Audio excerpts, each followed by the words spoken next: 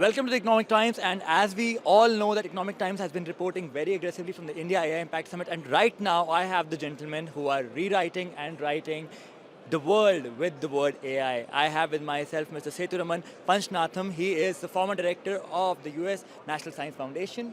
Thank you so much. And I also have with myself Mr. Ajay Sood, who is the principal scientific advisor to the government of India. It's an honor to talk to the both of you.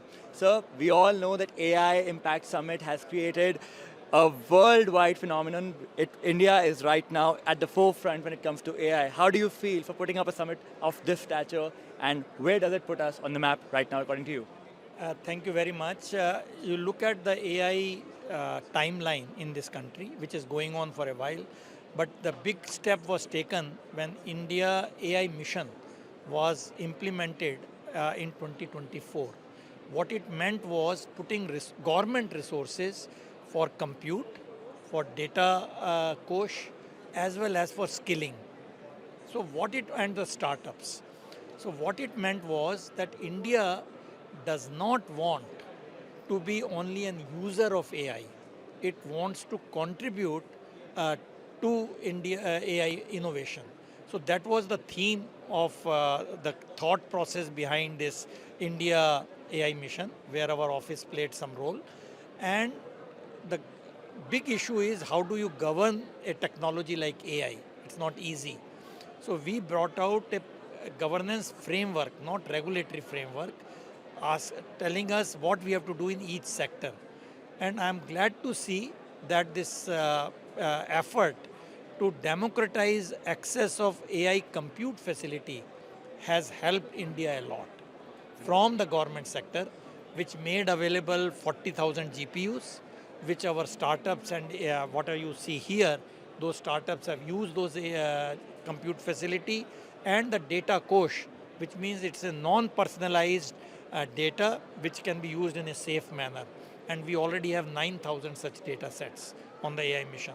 So what I would like to say is that AI mission is a catalyst or the accelerator, both.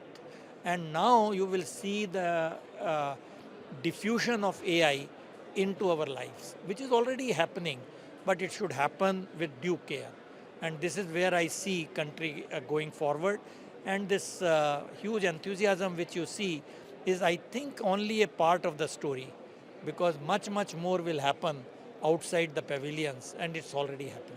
Absolutely, but the trend starts here at the AI Impact Summit, and it will initiate a fire that all of us require. So we have to talk about the trends as well. Is there any particular trend that you feel for India? Of course, we are aggressively growing in every aspect when it comes to AI, but one trend you feel that we have picked up the first and the fastest. Like, I feel linguistic AI is perhaps where we need to master it all, and of course operations, one layer you feel that we are mastering. No, I think the fact that you are looking at many languages in the country and being able to be contextualizing AI and its benefits to all of the population with multiple languages is, I think, a unique facet of what is happening here, right? Because you have at least 22, beyond 22 languages where I have seen progress being made simultaneously. So that's a very, very good thing.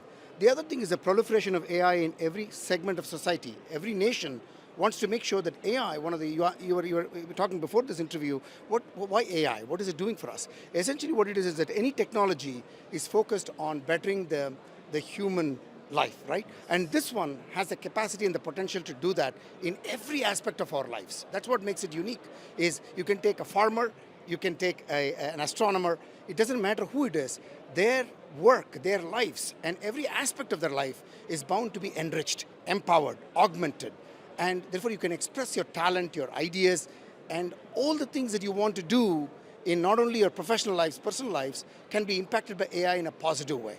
And that's what makes it very exciting. And I think that possibility, transcends, any nation. But in India, there is a lot of possibilities here, because there are sectors and segments of society which I think can be uplifted rather rapidly because of the proliferation of this technology. Absolutely. It is democratizing knowledge, wisdom, and of course opportunities moving forward. Now, talking about opportunities, India is indeed at the forefront, and this, I know you both are very busy, so this is going to be my final question for both gentlemen here. Where do you feel India is going to be? We are already at India at 100 right now, and we are aiming to be at the forefront moving forward.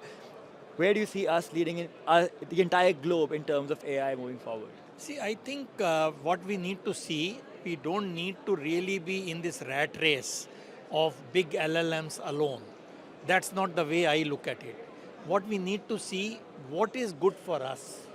So if 100 billion parameter model can do the job which we need, that is the way India has to go.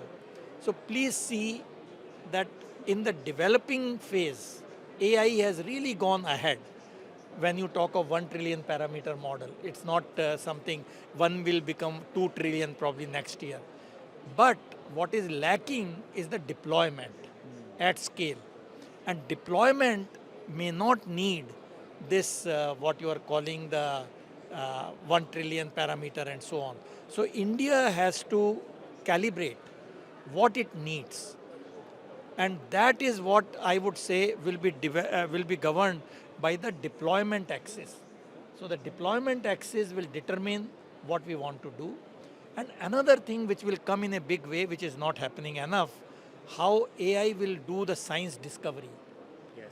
This part is probably not here in the expo so much, but AI is making a huge difference in drug discovery, in material discovery. If you want materials for your spaceship, you don't have to do hit and trial. Yes. Already the material discovery, people are working on it. Drug discovery, as you know, Google AlphaFold is a classic example where the this combination of antigen and the molecules synthesizing. and, is already happening. So what I see is a huge future in AI for science and discovery. Yes. This is the space I feel India by its nature will have something to contribute. That is a golden ticket insight from you, sir. Thank you so much. And sir, what about you? Why do you So feel? I think I will take. I agree that scientific discovery is going to be enriched, enhanced. We have the Genesis project that has been launched in the United States. I think is a very powerful expression of how scientific discoveries can be advanced. But I want to anchor back to what you said earlier. Talent and ideas are democratized, but opportunities are not. So you talked about India.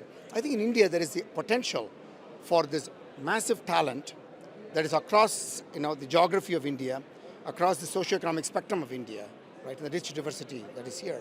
And the ability to be able to tap into that and actualize that, I think is a unique opportunity. It's a unique opportunity everywhere. Back in the United States, we're working on that quite intently. But in India also, because the mass population that you have here, I think there's a good opportunity to express those ideas and talent in full form. Absolutely, absolutely. And as I told you, this is the kind of insight that you can only get from the gentlemen who are deep-rooted into tech and deep-rooted into making us understand how AI works. Thank you so much, gentlemen. Thank you for your time. It has been an absolute honor. Thank you so much, sir. Thank you.